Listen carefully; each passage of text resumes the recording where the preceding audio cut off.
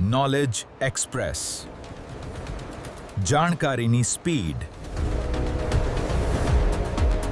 નમસ્તે, હું પ્રાધ્યાપક શિરીષ કુલકર્ણી, વડોદરાની મહારાજા સયાજીરાવ યુનિવર્સિટીની ફેકલ્ટી ઓફ કોમર્સમાં department of accounting and financial મેનેજમેન્ટમાં પ્રોફેસર હતો.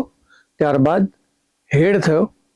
2016માં ગુજરાત સરકારે વિદ્યાનગરની સરદાર પટેલ યુનિવર્સિટીમાં મને વાઇસ ચાન્સલર તરીકે નિયુક્તિ આપી.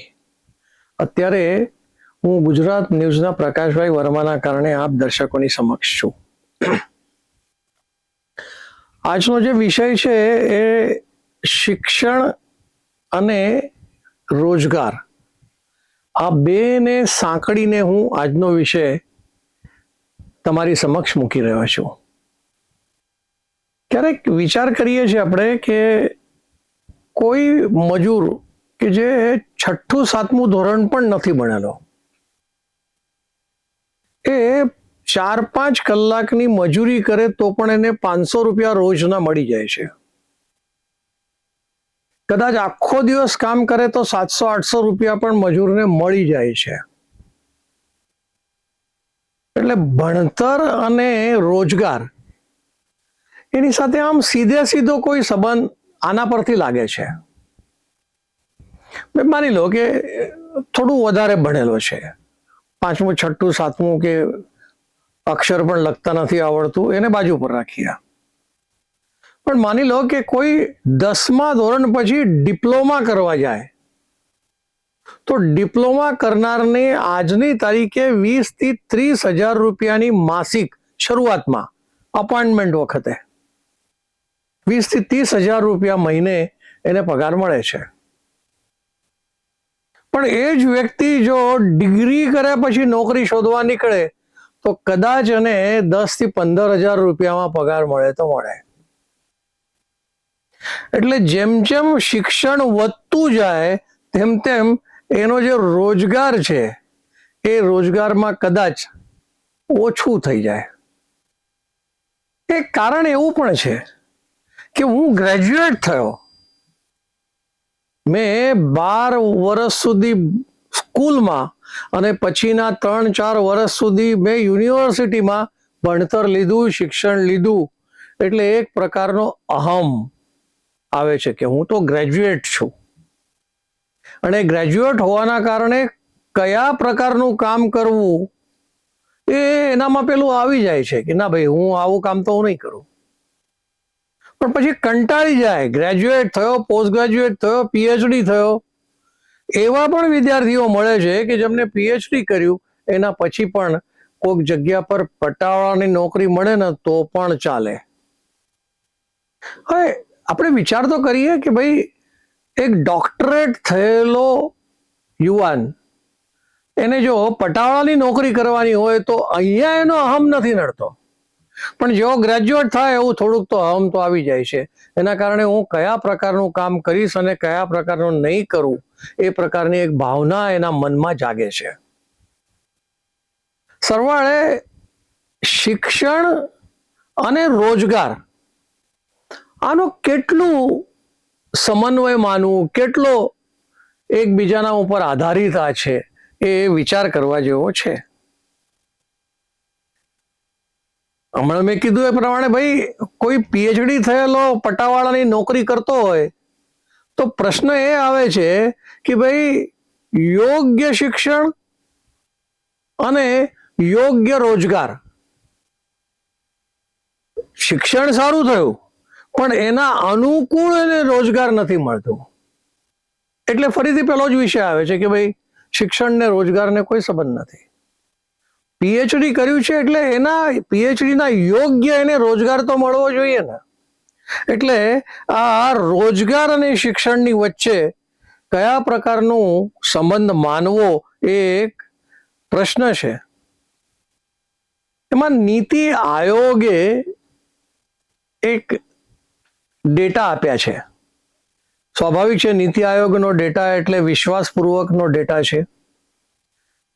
ભારતના મજૂરો જે શારીરિક શ્રમ કરવા વાળા છે એવા મજૂરો ભારતમાંથી વિદેશમાં જઈને મજૂરી કરે છે.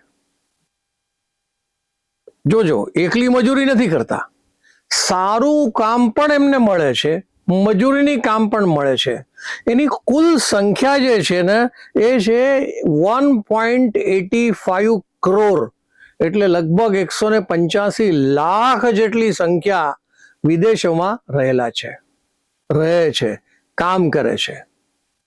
જો એનો એક ફાયદો એ તો છે જ કે એ જ્યારે વિદેશમાં રહેતા હોય ત્યારે વિદેશમાં કરેલી કમાણી એ પોતાના ભાઈ ભાંડુઓને, મા બાપને મોકલે છે પૈસા, એટલે રેમિટન્સીસ ભારતના વધી જાય, એટલે ભારતને વિદેશી ચલણ મળી જાય, જેની હંમેશા ભારતને તંગી રહે છે. કારણ શું? તો આપણી ત્યાં જે ક્રૂડ ઓઇલ છે એ ક્રૂડ ઓઇલ 85% આવશ્યકતા પ્રમાણે જે છે એ 85% આપણે વિદેશથી મંગાવવું પડે છે, અને એની સામે આપણે જે કિંમત ચૂકવવાની છે એ વિદેશી નાણાંમાં ચૂકવવું પડે છે. એટલે જો 185 લાખ લોકો વિદેશમાં રહેતા હોય, કામ કરતા હોય, આપણે એમને મજૂરી જ ન કહીએ, પણ એક્ઝેક્ટલી જો જોવા જઈએ ને તો 71.3%, એટલે 185 લાખમાંથી અથવા 1.85 કરોડમાંથી 71% લોકો કેવળ ને કેવળ મજૂરી જ કરે છે. એટલે જ્યારે આ મજૂરીનો વિષય આવે છે એટલે શું કરે? તો મોટાભાગે બાંધકામનું કામ છે. કોક જગ્યા ઉપર તગારા ઉચકવાના હોય, કોક જગ્યા પર કડિયાનું કામ કરવાનું હોય. એટલે આ પ્રકારના બાંધકામના ક્ષેત્રમાં કામ કરવા વાળાની એક શ્રમ આધારિત એમને જે મજૂરી મળે છે એના આધાર પર એ ત્યાં વિદેશમાં કામ કરે છે. ઘણી વખત એવું પણ બને ટ્રાન્સપોર્ટમાં પણ કામ કરતા હોય છે, લોજિસ્ટિકમાં કામ કરતા હોય. એટલે અલગ અલગ જગ્યા ઉપર અલગ અલગ રીતે કામ કરતા વ્યક્તિઓ આપણે જોઈએ છે. એમાં પણ હંમેશા જોજો, સૌથી વધારે ગલ્ફના જે દેશો છે ને, યુએઈ છે, સાઉદી અરેબિયા છે, કતાર છે, આ પ્રકારના જે ગલ્ફના દેશો છે એ ગલ્ફના દેશોમાં 11.6 લાખ લોકો આ ગલ્ફ કન્ટ્રીઝની અંદર કામ કરવા જાય છે. હવે ગલ્ફ કન્ટ્રીમાં પણ ફરીથી કામ કયા પ્રકારનું આવશે? તો આ જ ફરીથી મજૂરી કરવાનું. હવે એના વગર જો આપણે એવો વિચાર કરીએ કે ભાઈ વાય ગલ્ફ કન્ટ્રીઝ, કેમ વિકસિત દેશોમાં કામ ન કરી શકીએ?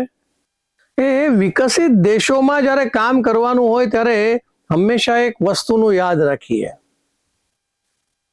કે એમાં તમારી પાસે કોઈ સ્કિલ છે કામ કરવાનું. તમે કોમ્પ્યુટર પર કામ કરી શકતા હોય, તમે ઇલેક્ટ્રિકનું કંઈક કામ કરતા હોય, તમે કોઈક પ્લમ્બિંગનું કામ કરતા હોય. એટલે આ પ્રકારનું જો કંઈક વિશેષ તમારી પાસે સ્કિલ હોય તો એ પ્રમાણેનું કામ તમને વિકસિત દેશોમાં પણ મળે છે. એવું નથી કે વિકસિત દેશોમાં કોઈ ભારતીય નથી કામ કરતું, એવું નથી. એમાં પણ ભારતીય કામ કરતા દેખાય છે. હવે જો આપણે સરવાળે જાણીએ છીએ કે ભાઈ જંતર મંતર પર જે પ્રકારની ડિમાન્ડ, ધરણા, ઉપવાસ, ઝારખંડમાં પણ, હવે બિહારમાં પણ, આ બધું જ્યારે જોઈએ છે ત્યારે આ સમસ્યાનું કારણ શું? આ સમસ્યા આટલી બધી વધી કેમ? તો એનો વિચાર કરવા જેવો છે. આપણી ત્યાં યુવાન એટલે શું? 30 વર્ષની ઓછી ઉંમરવાળાને આપણે કહીએ કે ભાઈ એ યુવાન છે. 36.7 કરોડ આવા યુવાનો છે જે જેમની ઉંમર 30 વર્ષ કરતા ઓછી છે, એવા લોકો ભારતમાં છે. પણ એમાં જો ગ્રેજ્યુએટ થયેલા લોકોની સંખ્યા આપણે જોઈએ ને તો ખૂબ વધારો આપણને જોવા મળે છે. એમાં જો 1983ના આપણે આંકડા જોઈએ તો 20 થી 25 વર્ષની ઉંમર વાળા જે યુવાનો છે એ યુવાનો 4% હતા જે ગ્રેજ્યુએટ થઈ ગયેલા હતા. એટલે શિક્ષિત, ડિગ્રી સુધી ના જે યુવાનો હતા જેમની ઉંમર 20 થી 25 છે એવા 4% જ હતા. 1983 ની વાત કરું છું. પણ જો આપણે અત્યારે જે આંકડા મળ્યા છે એ પ્રમાણે 2023-24માં એટલો બધો વધારો થયો છે ગ્રેજ્યુએટ્સનો, એ 28% જેટલો થયો છે. એટલે 28% યુવાનો જે 20 થી 25 વર્ષની ઉંમરની વચ્ચેના છે એવા 28% યુવાનો ગ્રેજ્યુએટ થઈ ગયા છે. જો એબ્સોલ્યુટ ટર્મમાં પણ આપણે જોઈ શકીએ કે 1983ના વર્ષમાં જે આ ગ્રેજ્યુએટ થયેલા યુવાનોની સંખ્યા છે એ લગભગ 50 લાખ જેટલી છે. અને જો એ જ સંખ્યાને જો આપણે 2023-24માં જોઈએ તો આપણને દેખાય છે કે ભાઈ એ 630 લાખ ગ્રેજ્યુએટ થયા છે. એટલે એવું તો કહેવાય ને કે શિક્ષણનો વિસ્તાર તો પુષ્કળ થયો. એટલે શિક્ષિત બેરોજગારોની સંખ્યા વધી ગઈ. એટલે બંને વાતો, એક પોઝિટિવ અને એક નેગેટિવ. એટલે ગ્રેજ્યુએટ થયેલા 630 લાખ લોકો, એટલે કેટલું એક્સપાન્શન થયું, કેટલો, હું શબ્દ પ્રયોગ કરીશ વૃદ્ધિ, એટલે growth. I am not saying development, વિકાસ તરીકે શબ્દ પ્રયોગ નથી કરતો, કેમ કે આ 630 લાખ લોકો ગ્રેજ્યુએટ થયા છે. પણ એમાં અનએમ્પ્લોયમેન્ટનું શું? બેરોજગારી જો 15 થી 25 વર્ષની ઉંમરના જે યુવાનો છે એ યુવાનોમાંથી 40% યુવાનો બેરોજગાર છે. અને એ જ જો આપણે એના કરતા વધુ ઉંમરનાની ચર્ચા કરતા હોઈશું તો ધ્યાનમાં આવશે 25 થી 29 વર્ષની ઉંમરવાળા જે યુવાનો છે જે ઓલરેડી ગ્રેજ્યુએટ થયેલા છે એવા યુવાનો 20% છે કે જેમને કોઈ રોજગાર મળેલો નથી. તો શું સમસ્યા શું છે?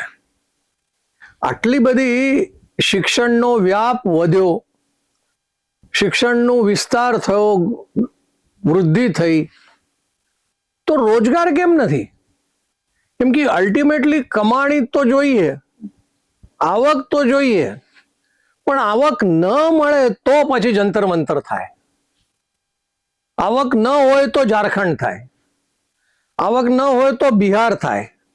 એટલે આવા અનેક કિસ્સાઓ આવનારા સમયમાં આવે. આ કેટલા કિસ્સાઓ વધશે ખબર નથી. પણ એનું મૂળ કારણ શું છે? બેરોજગારી વધવાનું કારણ શું? તો યોગ્ય શિક્ષણ. યોગ્ય શિક્ષણ શિક્ષા સંસ્થાઓ આપે છે કે નથી આપતી, એનો પણ ક્યારેક વિચાર કરવાની જરૂર છે. શિક્ષણ સંસ્થાઓમાં વર્ષોથી ચાલતી શિક્ષણની પદ્ધતિ એને એ જ ચાલતી આવી છે જે અંગ્રેજોએ BA, BCom, BSc બનાવવાની કોશિશ કરી, કેમ કે એમને એમનું રાજ ચલાવવું હતું. એટલે એમને કારકુનો જોઈતા હતા, ક્લર્ક્સ જોઈતા હતા, જેથી એમનું જે શાસન છે વ્યવસ્થિત ચાલતું રહે એવી એ કલ્પના એ લોકોની હતી. આપણે પણ એ જ ચલાવીએ છીએ. એટલે શું? તો સ્કિલ નામનો જે વિષય છે, કૌશલ નામનો જે વિષય છે, એ શિક્ષણની સાથે કૌશલ નથી આવતું. એનું બીજું ઉદાહરણ કહું કે કોઈ બીકોમ થયો હોય તો એને અકાઉન્ટ્સ ભણતો હોય, પણ એ બીકોમ થયેલા વિદ્યાર્થીને વાઉચર બનાવતા આવડે છે? વાઉચર કેમ બને? એને એમ કહીએ કે જા તું આ ચેક લઈ જા અને આ ચેક ત્યાં આપીને ડિમાન્ડ ડ્રાફ્ટ બનાવીને લઈ આવો, તો આ બીકોમ થયેલો વિદ્યાર્થી ડિમાન્ડ ડ્રાફ્ટ બનાવી શકશે ખરો? એને એમ કહીએ કે તું આ ચેક લખી લાવતો, આ ચેક લખવાનું છે, તું ચેક લખી શકીશ ખરો? એને એ બી આવડતું નથી. એટલે શું? તો જે કૌશલ જોઈએ છે, એમની ડિગ્રી સાથેનું જે કૌશલ જોઈએ છે એ કૌશલ એની પાસે છે નહીં. ફોટોગ્રાફી શીખ્યો તો ખરો, પણ જ્યારે વાસ્તવિકતામાં ફોટોગ્રાફ લેવાના હોય, વિડીયો રેકોર્ડિંગ કરવાનું હોય, તો પદ્ધતસર એને ખબર નથી કે કયા પુર્જા કયા સાથે જોડવાના છે, એ જ એને ખબર નથી.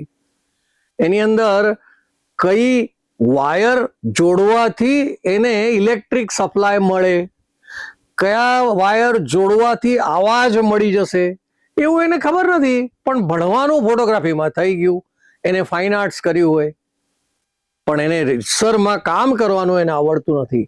એટલે શિક્ષણ જે છે એ હેન્ડ્સ ઓન નથી, ઇન્ટર્ન એ નથી થયો, એને આવડતું નથી, એને ભણતરનું વાસ્તવિકતામાં ઉપયોગ લાવવાનું એને નથી આવડતું. કારણ શું? શિક્ષકોને ક્યાં ભણાવવું છે? આવું ક્યારેક પ્રશ્ન આવે છે. પણ ક્યારેક શિક્ષક ભણાવે છે, પણ જે અભ્યાસક્રમ છે એ અભ્યાસક્રમમાં આ વસ્તુ નથી આવતી. એટલે જે નવી રાષ્ટ્રીય શિક્ષા નીતિ આવી છે એમાં એમને ભાર આપ્યો છે ઇન્ટર્નશીપ પર. એટલે ઇન્ટર્નશીપ જો તમે કર્યું હોય તો તમારા હાથમાં કૌશલ આવશે, તમને ખબર પડશે કે આ શું કરીએ છે અને શું નહીં કરવું જોઈએ, એ એને ધ્યાનમાં આવશે. અત્યારે એ છે નહીં. પણ એ નથી આવતું એનું કારણ આની પાછળ સરકાર ખરા? હા, સરકાર બહુ અગત્યનો ભાગ ભજવે છે આમાં. હું તો એવું કહીશ, આજે છાપામાં આવ્યું છે કે ભાઈ દરેક મિનિસ્ટરને એક દિવસમાં એક યુનિવર્સિટી ફરજિયાત મુલાકાત લેવાનું કહેવામાં આવ્યું છે કે ભાઈ તું મંત્રી બન્યો છે ને તો રોજ એક યુનિવર્સિટી તારે મળી આવવાનું. કારણ શું? પરિસ્થિતિ આવી છે કે યુવાનો આંદોલન કરે છે. મેં તમને કીધું એ પ્રમાણે કે 360 લાખ ગ્રેજ્યુએટ છે તમારી પાસે અને એ બેરોજગાર છે. તો કરવું શું?